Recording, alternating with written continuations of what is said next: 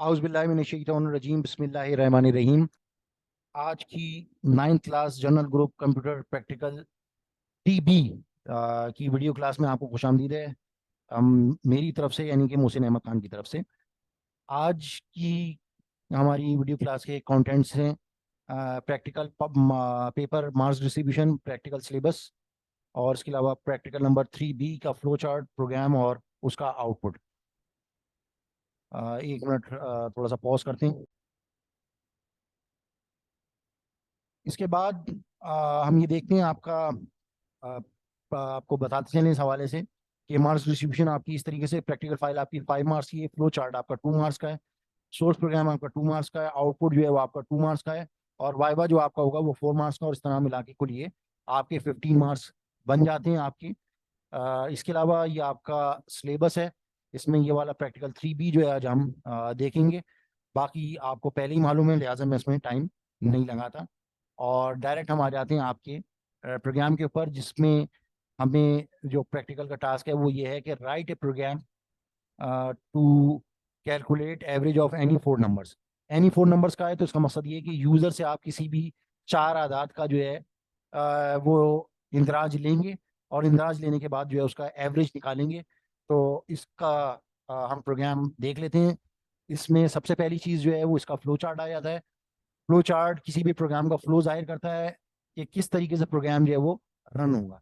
तो इसमें जैसे मैं पहले शेप्स आपको बता चुका हूँ, ओवल शेप होती है, कोई भी प्रोग्राम स्टार्ट या स्टॉप होगा तो उसमें जो है वो स्टार्ट और स्टॉप जो है वो ओवल शेप में देंगे। इसका मकसद ये प्रोग्राम यहाँ से स्टार्ट हो रहा है और यहाँ पे स्टॉप हो रहा है। उसके बाद इनपुट या प्रिंट की स्टेटमेंट जो है वो हमेशा पैरेललोग्राम मुतवाज़िउल अज़ला में आप देंगे और कोई भी कैलकुलेशन अगर आपने परफॉर्म करनी होगी तो वो रेक्टेंगल या मुस्ततील के अंदर आप देंगे। बाकी जो जो शेप्स आएंगी वो आपको बताते चलेंगे। और एरो से फ्लो ऑफ चार्ट यानी फ्लो ऑफ प्रोग्राम आप शो करते हैं। तो ये आपका प्रोग्राम स्टार्ट होगा, आप 1 नंबर का इनपुट लेंगे, 2 नंबर का इनपुट लेंगे, तीसरे नंबर का इनपुट लेंगे, चौथे नंबर का इनपुट लेंगे और उसके बाद एवरेज को बराबर कर देंगे number 1 plus number 2 plus number 3 plus number 4। इन सबको ऐड करने के बाद डिवाइडेड बाय 4 करेंगे। जैसे मैं पहले ये प्रोग्राम में बता चुका हूँ कि स्लैश से जो है आप डिवाइड करते हैं कंप्यूटर के अंदर, तो ये /4 करेंगे तो ये 4 नंबरों को ऐड करके उसको डिवाइड कर देगा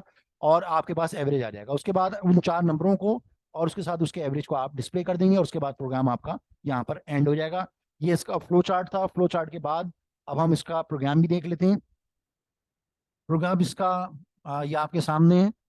ये प्रोग्राम के लिए जैसे मैं हमेशा से कहता रहा हूँ कि आप अगर चाहें तो रिमार्क्स की स्टेटमेंट दें, चाहे तो ना दें, लेकिन मैं रिकमेंड ज़रूर करता हूँ कि आप स्टेटमेंट लाजमी दिया करें, क्योंकि ये आपको बताता है कि प्रोग्राम नीचे वाला किस हवाले से, या जो भी आप रिमार्क्स अपनी याददाश्त के लिए देना चाहें वो दे सकते हैं। CLS स्टेटमेंट जो है स्क्रीन को क्लियर कर देता है, पहले भी मैंने बताया था। यानी ये जो आपको साफ शफाफ आउटपुट नजर आ रहा है, इसके साथ कुछ और जो चीजें हैं वो मिक्स नहीं हुई हुई, उसकी वजह ये है कि आपने CLS की स्टेटमेंट इस्तेमाल की है। उसके बाद इनपुट स्टेटमेंट इन्वर्टेड कॉमास में जो देंगे वो एज इट इज प्रिंट होगा, और क्योंकि आपने इनपुट लिखा है तो सवाली निशान उसके साथ ऑटोमेटिकली आएगा। प्रिंट में ये नहीं आता सवाली निशान, लेकिन इनपुट की स्टेटमेंट सवाली निशान इस वजह से आता है ताकि पता चले कि ये आपसे कंप्यूटर कुछ पूछ रहा है, कुछ मांग रहा है। तो एंटर नंबर का स्टेटमेंट आप इन्वाइटेड कॉमास में दे रहे हैं तो ये देखें एंटर नंबर 1 की स्टेटमेंट यहाँ पे लिखी भी आ रही है और आप पहला नंबर जो भी देंगे वो जाके N1 में सेव हो जाएगा। यहाँ पे आप नंबर 1 भी लिख सकते थे, लेकिन सिर्फ आपको ये बताने के लिए कि आप लकीर के फकीर रहो, जरूरी नहीं है कि आप नंबर दें। आप N1 भी दे सकते हैं, num1 भी दे सकते हैं, A1 भी दे सकते हैं, ए खाली भी दे सकते हैं, बी भी दे सकते हैं, जी भी दे सकते हैं, जो आपको अच्छा लगे आप दे सकते हैं, लेकिन रेलिवेंट रखेंगे तो जरा अच्छा होता है। जैसे नंबर से एन जो है वो रेलिवेंट लगता है, या NUM नम रेलिवेंट है, या पूरा नंबर लिख दूं वो रेलिवेंट है। तो रेलिवेंट अगर आप वेरिएबल्स का इस्तेमाल करेंगे तो वो जरा अच्छा होता है। तो जो भी आपने दिया वो एज इट इज प्रिंट हुआ, और ये जो भी यूजर वहां पे कंप्यूटर के सामने बैठा होगा उसके सामने जब ये मैसेज आएगा वो जो भी वैल्यू देगा वो जाके N1 में सेव हो जाएगी। इस केस में 10 दी है हमने। उसके बाद नंबर 2 का मैसेज आएगा, ये देखें ये नंबर मैसेज आएगा आपके पास, जो भी आप वैल्यू देंगे, जैसे इसमें 4 दी है वो N2 में जाके सेव हो जाएगी। उसके बाद तीसरी इनपुट की स्टेटमेंट से आप नंबर 3 का इनपुट लेंगे, जो भी आप देंगे वो जाके N3 में सेव हो जाएगी। आपने यहाँ पे 5 दिया हुआ है, और इसी तरीके से इनपुट नंबर एंटर नंबर 4 दिया, जो भी आप इनपुट देंगे वो जाके N4 में सेव हो जाएगा, जैसे हमने यहाँ पे 5 दिया हुआ है। यानी 5 को 2 दफा दिया हुआ है। उसके बाद एवरेज को आप कैलकुलेट कर रहे हैं, average is equals to N1 plus N2 plus N3 plus N4 bracket में किया हुआ है। क्योंकि अगर आप ब्रैकेट में नहीं करेंगे तो बोर्ड मास को याद रखें, बोर्ड मास का रूल याद रखें और पैम डैश का रूल याद रखें कि फिर ये N4 को डिवाइडेड बाय 4 कर देगा और उसके बाद फिर जाके उसका जो रिजल्ट होगा N1 plus N2 plus N3 में ऐड करेगा।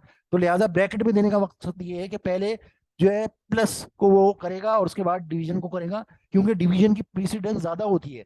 तो लिहाजा डिवीजन को पहले कर देगा अगर आपने ब्रैकेट में नहीं किया। तो लिहाजा ब्रैकेट में करने का मकसद यही है कि पहले वो एडिशन करे उसके बाद डिवाइड करे।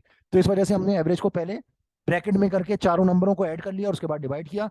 उसके बाद जो भी आएगा उसको आपने प्रिंट किया। मैंने जैसे आपको बताया इन्वर्टेड कॉमास में आप जो भी कुछ देंगे, देखें एवरेज ऑफ ए नंबर और ये ब्रैकेट, ये एज इट इज प्रिंट होगा। उसके बाद आपने सेमीकोलन दिया है, N1 दिया है, N1 में 10 प्रिंट करेगा जैसे आपको ये नजर आ रहा है, N2 में 4 प्रिंट करेगा, N3 में 5 प्रिंट करेगा और N4 में 5 प्रिंट करेगा। यहाँ पे अगर मैं नंबरों की तरतीब बदल देता या कुछ और नंबर दूंगा तो वो जाहिर सी बात है वो अलग नंबर यहाँ पे प्रिंट करेगा। उसके बाद इन्वर्टेड कॉमास यहाँ से लेके यहाँ तक है, यानी ब्रैकेट बंद होना इक्वल टू और ये इन्वर्टेड कॉमास। तो ये देखें ये इन्वर्टेड कॉमास के अंदर आपने ब्रैकेट और इक्वल टू दिया हुआ है तो एज इट इज प्रिंट हुआ।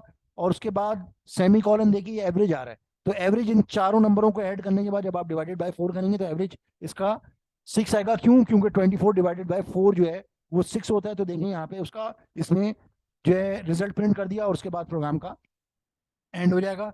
तो इस तरीके से ये आपका प्रोग्राम जो है अपने अख्ताम को पहुंचेगा। और ये याद रखें कि इस तरीके से मल्टीप्लाई के लिए स्टैरिक इस्तेमाल होता है, डिवीजन के लिए जो है वो स्लैश इस्तेमाल होता है। ये आपकी याद करने की चीज थी। तो ये हमारा आज का प्रोग्राम था। अब मैं आपको थोड़ा सा बुक के बारे में बताता चलूं। जो रिकमेंडेड बुक है step by step practical solutions for students in English and Urdu languages, ये दोनों जबानों में मौजूद है।